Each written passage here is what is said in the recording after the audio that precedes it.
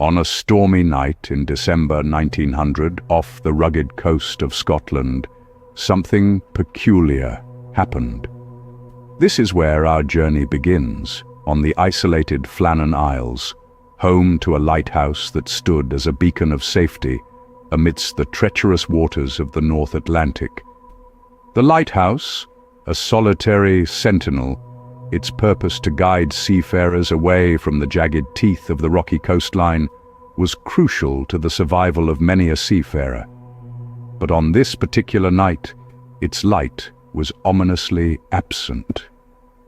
The Flannan Isles, a cluster of 7 islets, lie 20 miles west of the Outer Hebrides. Their isolation makes them a haven for seabirds, but for humans, they are a place of solitude and silence, save for the relentless roar of the ocean. The lighthouse, constructed on Island Moor, the largest of the isles, was a marvel of its time. The light it cast into the darkness was a lifeline for mariners navigating these perilous waters.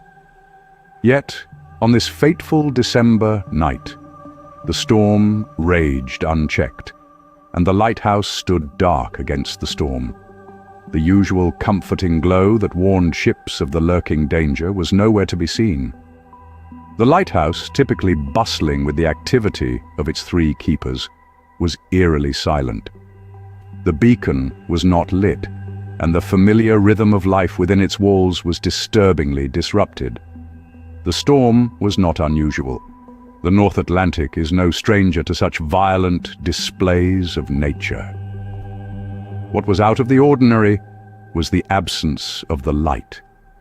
To the sailors out at sea, the sight of the darkened lighthouse was as unsettling as the storm itself.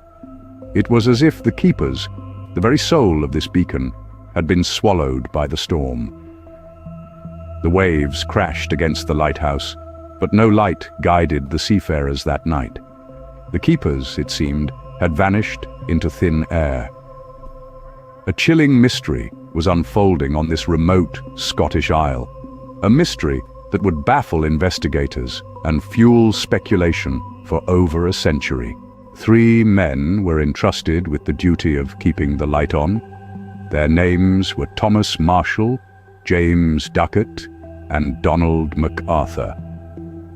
In the isolated and storm-battered world of the Flannan Isles lighthouse, these men were the unseen keepers, the guardians of the light.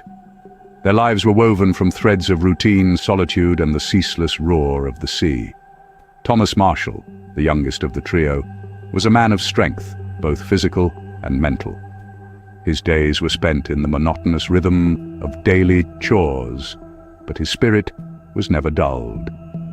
He embraced the solitude as a companion, a silent friend in the lonely island outpost. James Duckett, the principal keeper, was a seasoned lighthouseman. He was intimately familiar with the language of the lighthouse, its rhythms, its moods. He knew when a storm was brewing long before it arrived, and he carried the weight of responsibility with the stoic calm of a captain at sea.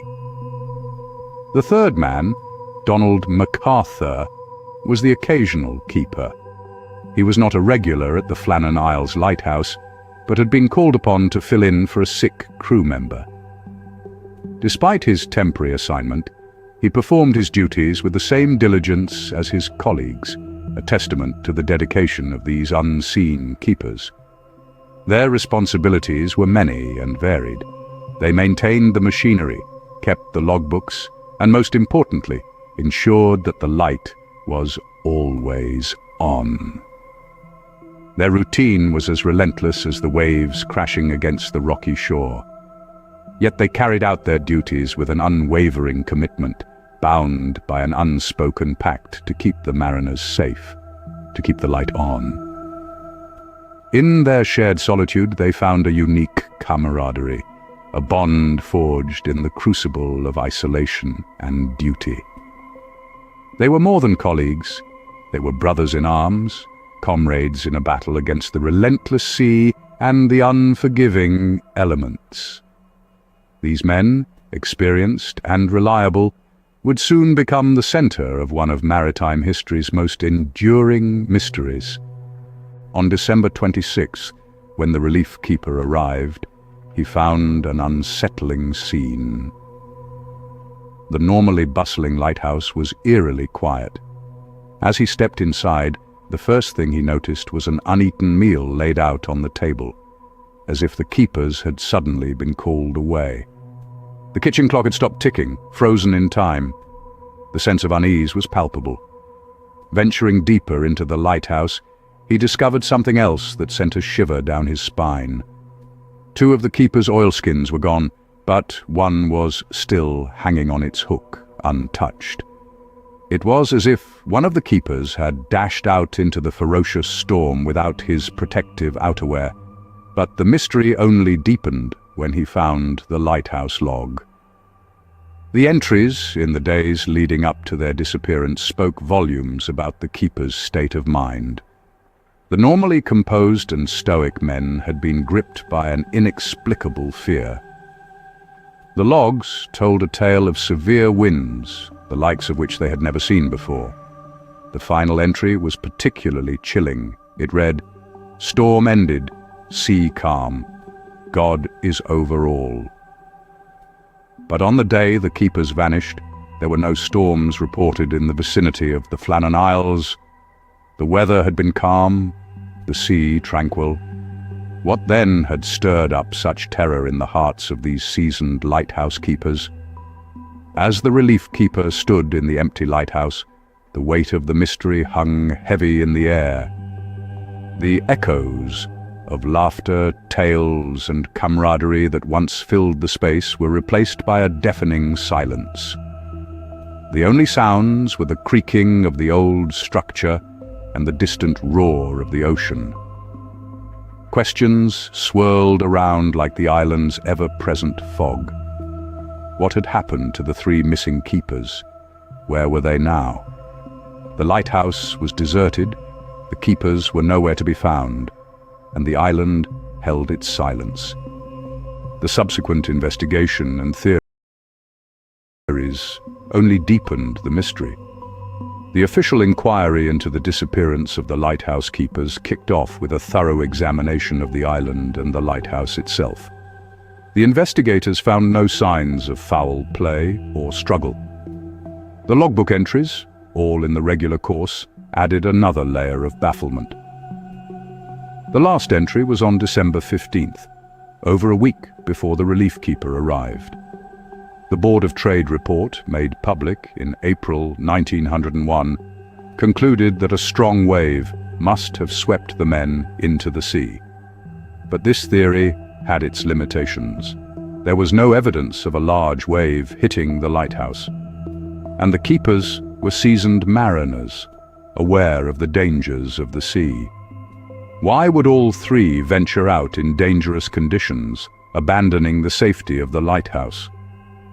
The absence of concrete evidence led to a proliferation of theories, each more intriguing than the last.